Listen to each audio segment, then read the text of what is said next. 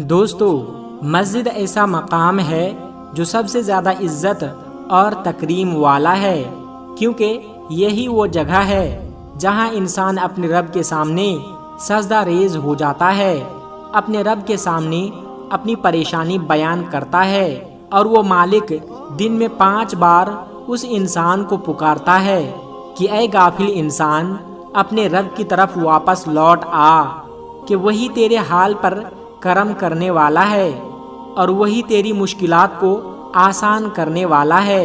دوستو، مسجد سے مسلمانوں کا لگاؤ اور محبت اور مسجد کی عزت و تکریم مثالی ہے، لیکن کیا آپ یہ جانتے ہیں کہ ہندوستان کے اندر 100 سال پرانی مسجد کو جب کھولا گیا تو اس کے تہخانے سے ایسی کیا چیز برآمد ہوئی کہ جس نے لوگوں کو انتہائی پریشان کر دیا؟ آج کی اس ویڈیو میں تفصیل سے بات کریں گے، لیکن ویڈیو میں آگے بڑھنے سے پہلے آپ سے گزارش ہے کہ اس ویڈیو کو ایک لائک کر کے ہمارے چینل کو سبسکرائب ضرور کر لیجئے گا۔ دوستو، لفظ مسجد سجدے سے نکلا ہے۔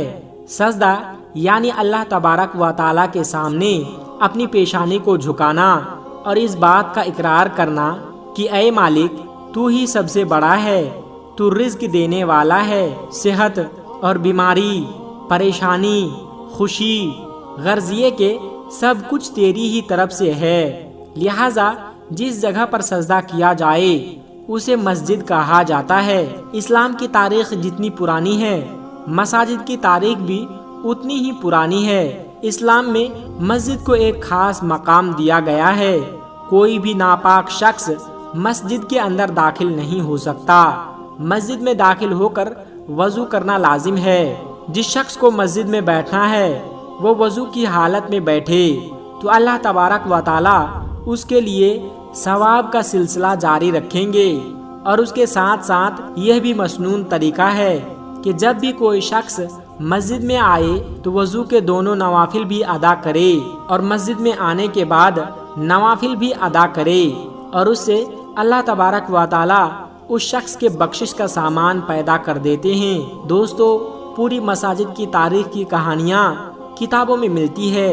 ان مساجد کے اندر سے کئی ایسے چیز نکلے ہیں جن میں قرآن کریم کے پرانے نسخے، اولیاء کے استعمال کی ہوئی چیزیں، جائے نماز، ان کے کپڑے، ان کے استعمال میں رہنے والی دوسری چیزیں بھی ملی، جنہیں لوگوں نے اپنے یہاں محفوظ کر لیا۔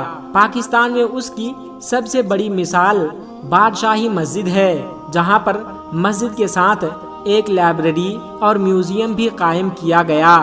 اس میوزیم کے اندر کئی 100 سال پرانی چیزوں کو بطور زیارت رکھا گیا ہے، اور وہی کچھ ایسے تبرکات بھی موجود ہیں جن کی زیارت ہر سال مسلمانوں کے لیے باعث فخر ہے۔ اس میں رسول اکرم صلی اللہ علیہ وسلم کے منہ مبارک اور صحابہ کرام سے منسوب چیزیں بھی موجود ہے۔ اسی طریقے سے پوری دنیا کے اندر یہ سلسلہ موجود ہے۔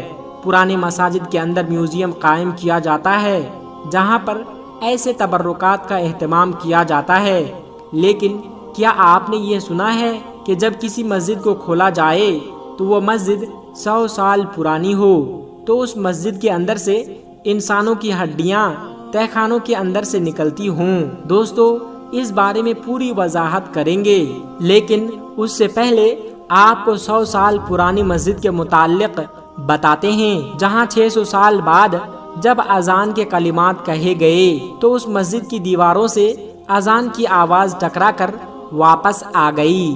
پھر اس کے بعد اذان کا جواب جو اسلام نے ہمیں سکھایا وہ آواز بھی سنائی دی۔ عالم صاحب اس حوالے سے بتاتے ہیں کہ 600 سال پرانی مسجد میں جن بھی موجود تھے، اور جنوں کے اندر بھی کئی اقسام ہوتے ہیں، ان میں سے نیک جن بھی ہوتے ہیں۔ انہیں جب اذان کی آواز سنائی دیتی ہے تو وہ اذان کا جواب دیتے ہیں۔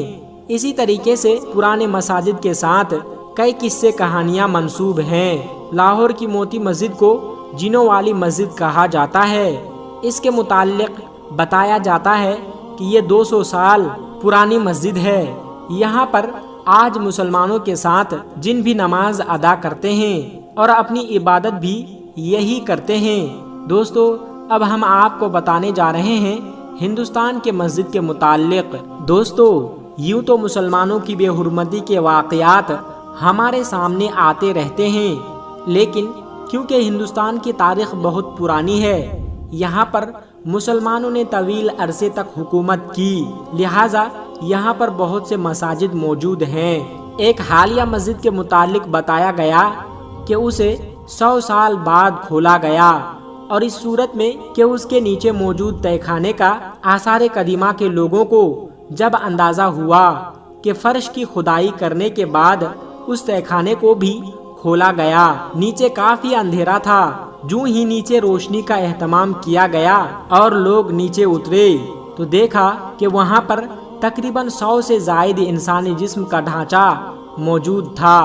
یہ دیکھتے ہی وہاں موجود تمام لوگوں کی چیخیں نکل گئی، لیکن پھر فوری طور پر ان کے ڈھانچوں کو سائنسی تجربہ کرنے اور ان کے متعلق مزید تفصیلات جاننے کے لیے وہاں سے دوسری جگہ منتقل کر دیا گیا، جبکہ اس مسجد کے نیچے موجود تہہ خانے کے اندر سے بہت سے دوسرے سیمپل بھی لیے گئے، لیکن جب تاریخ کی کتابوں کا مطالعہ کیا گیا تو بتایا جاتا ہے کہ دراصل یہ کسی بادشاہ کے جیل کا تہہ خانہ تھا، جہاں پر لوگوں کو قید کیا جاتا تھا۔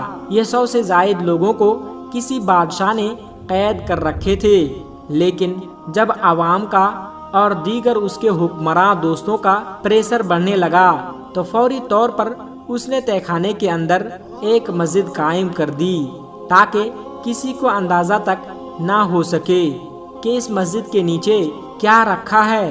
لوگ اس مسجد کے اندر آ کر نماز تو ادا کرنے لگے، لیکن شاید یہ نہیں جانتے تھے کہ وہ ایک ایسے تہہ خانے کے اوپر کھڑے ہیں جس کے نیچے 100 سے زائد لوگ زندگی کی بھیک مانگ رہے ہیں۔ اور آخرکار جب وہاں روشنی پہنچی اور نہ ہوا کا کوئی اہتمام ہوا تو یہ 100 کے 100 لوگ دار فانی سے کوچ کر گئے، اور ان کے جسم اب صرف اور صرف ڈھانچوں اور ہڈیوں کے مانند رہ گئے۔ ان ہڈیوں سے یہ اندازہ ہوا کہ تقریباً 100 سال سے زیادہ عرصے تک اسی تہہ خانے میں پڑی رہی، اور اس سے لوگوں کے جسم کے باقیات ہیں۔ دوستو، ایسے کئی واقعات ہیں جو پہلے بھی سن چکے ہیں، اور ان کی حقیقت کیا رہی ہے یہ ہمیشہ متنازع مسئلہ رہی ہے۔ دوستو، اس مسجد کے واقعہ کے متعلق آپ کیا رائے رکھتے ہیں؟ ہمیں کمنٹ سیکشن میں ضرور بتائیے گا۔